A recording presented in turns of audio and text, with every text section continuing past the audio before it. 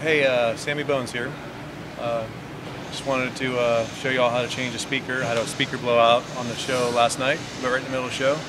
And I figure since it's a quick change, I'd just show you how to do it. So if you want to come around the back of the amp, I've already started a little bit.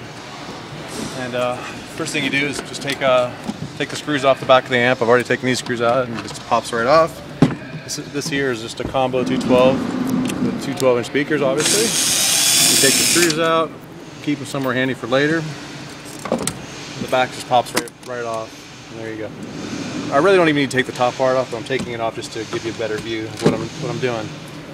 Now last night, this speaker here, which is the first one in line from the amp right here, okay, is the first speaker in line is the one that usually blows, and that's the one that did blow. This speaker is totally good over here, so I'm going to take this original speaker, put it over here, and put the replacement Celestion that I have over here, since it's a mismatched speaker. So that way the original one's in the first position.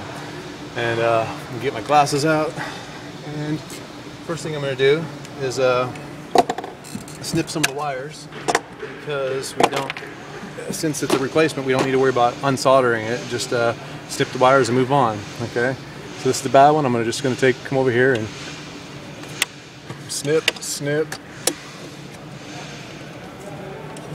snip, snip. There you go.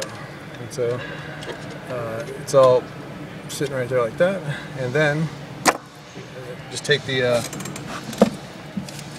and I guess I should mention, which I've already done this, is you always take a picture of the whatever you are going to work on before you detach it. That way you know how to wire it back up. But I've already done that, and plus I already know how to wire it. So anyways, you go ahead and unscrew the screws. I've started unscrewing them, and when you get to the last two here, or just hold on to the back of the speaker by the magnet and let the screws either drop or just set somewhere else. And when you get the last screw out, there's 4 screws in the speaker. You just hold on to the speaker by the magnet, pull it out, set the bad speaker aside.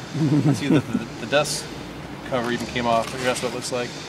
This here, the speaker, if it was working, would work fine without this, but this here is a dust cover that just keeps dust out from getting in there and jamming up the voice coil. So it's bad anyway, so we're just going to leave it over here. Now this speaker, which is good, I'm going to move into first position. And so I've taken 2 of the screws out already, and take the other 2 out.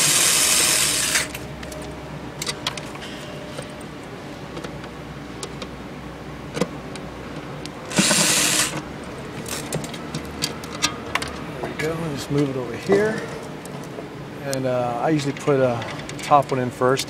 And when you put the screw back in, because it's got the nuts on the other side, you don't want to push too hard on it, or it'll push it out the front. So you just hold it in there lightly and just screw it in there. Let it bite, and before you tighten it super tight, get all the other screws lined up and started first, and which I can finish that later, I guess, but might as well just do the whole thing. Turn the lights on us, did they? See, and I got this dust cover came off the other one too, which I'll add later on. Just for the sake of making this video short, I'll just move on. And that sound you heard is the clutch in the drill, so it doesn't strip out the screw. There you go. Okay, now this one's in place. And then you get your replacement speaker, which I pulled out of the box, and you never want to do that. Cut! Just kidding. Okay. Anyways, thank God it was a bigger bang than it was. We just dropped 2 inches. Anyways, you put these in here like this, and I'm making sure that I put this up. It looks like it's upside down, but I want the wiring up top. See, even though the speaker, technically is upside down, I want the wiring up here, so I don't have to put new wire in. You gotta blow it up. Good eye, Scotty. He is working on it. And then get him started before you tighten them all down. So is that what happened? Yep. Right in the middle of the show, speaker kind of gave out. So put a new one in there for sound check today. So it just takes a minute. And then can take the wires and just strip the wires. I use a razor just to get around the outside there a little bit, and then just pull off my fingernail. You don't need to strip off very much, just about maybe 3/8 of an inch on the wire, and pull it off. And some people like to use these kind of things, and you can do that too. You can take it and just lightly bite on the casing and then pull it off, just so you don't damage the wire. And then you get your soldering iron, which I've already heated up. Get it close, and for the solder I like to pull off a big string here. And then this stuff here is soldering flux. It helps the wire. I usually dip the wire in before I start soldering, and it helps the solder stick to the metal at a lower temperature and faster. And then I always put like a little bead of solder on whatever I'm attaching it to. So I guess I don't know if you can see good or not. Okay, just put a little bead on each one of the speaker terminals. This. I'm kind of touching the solder and the connector at the same time, just real easily. You don't want to overheat the connector, because on speakers, if you overheat the connector, you can actually desolder the wire that's going to the voice coil, which is this little thing right in here. So if you get it too hot, this can unsolder itself, and then the speaker won't work anyways. You have to reconnect that. So now that I got a little bit of solder on both of those, I'm going to come over here to the wire and put a little bead of solder on each one of the wires. This is called tinning the wire.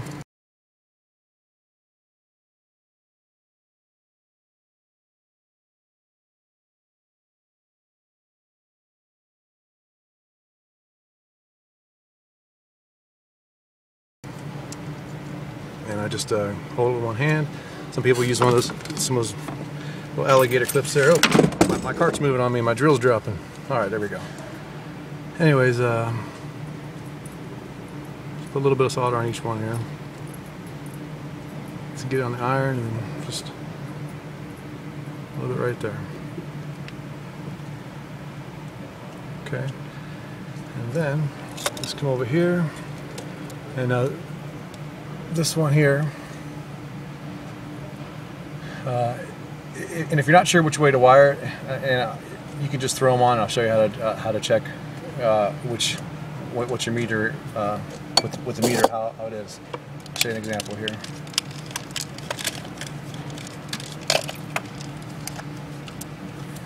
Okay, so this is an 8-ohm speaker, and when I put the it says, well, that's I get put on ohms. Where's it at here?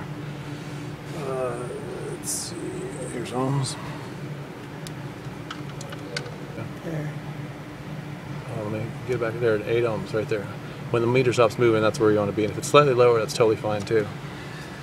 Anyways, so I'll throw these on here and we'll see what happens. Just check it out. So yeah, since they're both got a little solder, you can just come over here and get them together and make sure you got a good solder joint. You don't want a cold solder joint.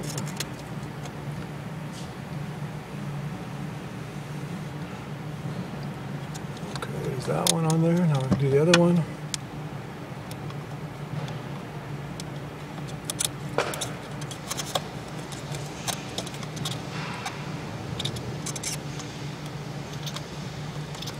Okay, touched the iron on that wire a little too long, so now it's kind of hot.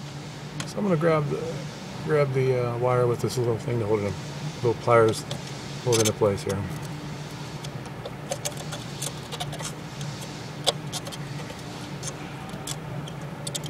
There we go. So hold still for a minute. We'll put an extra solder on there in just a minute, make it even better. Okay, there you go. Then to check the polarity, to see if it's wired correctly, use a 9-volt battery. See if they're wired in phase. Which I'll just wait till the end to do that. That way you could just do it all at one time without having to waste time. So I'm going to strip these off here. Maybe. There we go. That's why I like to use a razor.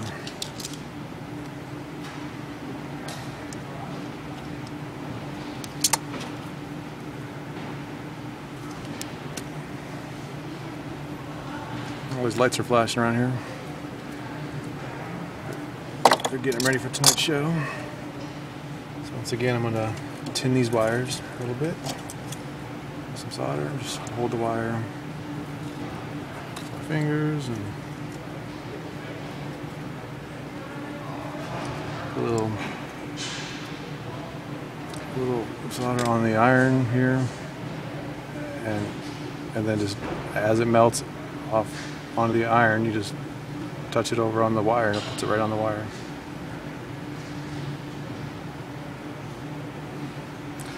See how that goes on there. Then if you want it to go even faster, you put a little bit of the, dip it in flux a little bit like this. There you go. It'll go on much faster. Melt some on the iron and tin it on there. That's it.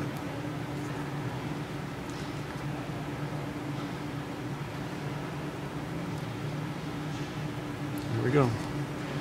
Come back, put just a tiny bit more on this one here.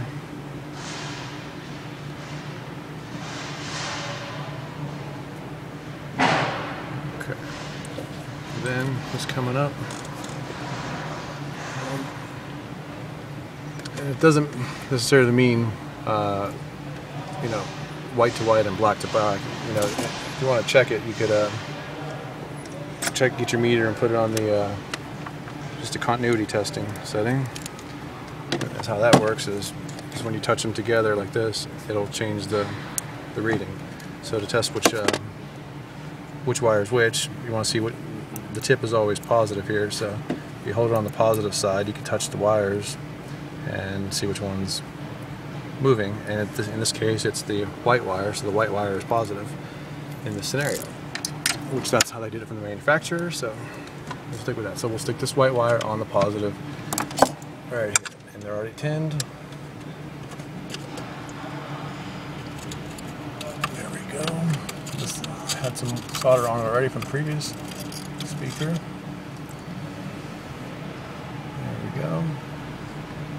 And go to the next one. You can use the empty terminal if you like, but I like using the same one just because it's helps. You know, there's already solder there, and instead of making a big mess in the cabinet.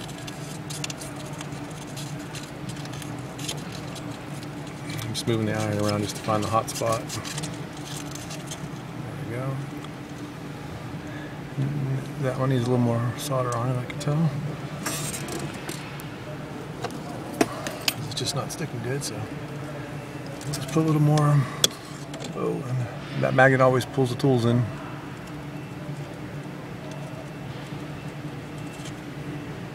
There we go. And since now it's really hot, I gotta hold it with the pliers to hold it still.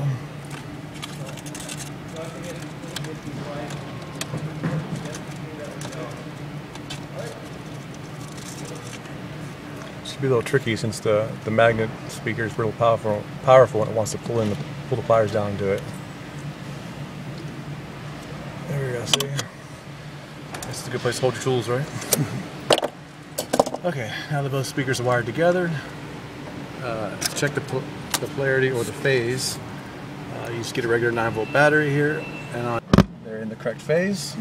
And since the positive side of the battery is touching the positive of your speaker line, it's all good. It's gonna be right when you plug it into the amp. Now lastly, just check the ohms again, make sure that you're good, and that's it. Now to put it back together is quick. You just take the tools out first, take all the tools out, and you plug it back into the amp. And I always recommend unplugging the amp too before you're working on it. Have the back off. In this case, I've also got the amp shut off too. You don't want to have that on while you're doing that. Guess we should have mentioned that first, eh? I could say A since we're in Canada right now. And then next thing is you're going to put all the, make sure all the speakers screws are in, which they are, and then The drill never gets them quite tight enough, so I always go in by hand and make sure they're cranked down pretty good by hand. That way there's no rattle or vibration sound when it's rocking real high volume. And if you use a drill, it tends to want to strip out the screws quite a bit to get them all the way cranked down. So I always finalize by hand tightening. Really good. Making them really snug. In fact, a lot of times right from the manufacturer, I reach my hand in the back when we get a new amp or a new speaker cabinet, and these, a lot of times, well actually every time, the screws are never as tight as I like them to be for speakers coming from the manufacturer even, so I always reach in and tighten them up right off the bat. Now that those are tight, we can go ahead and put the panels back on. There we go, put a couple of screws in, and these are just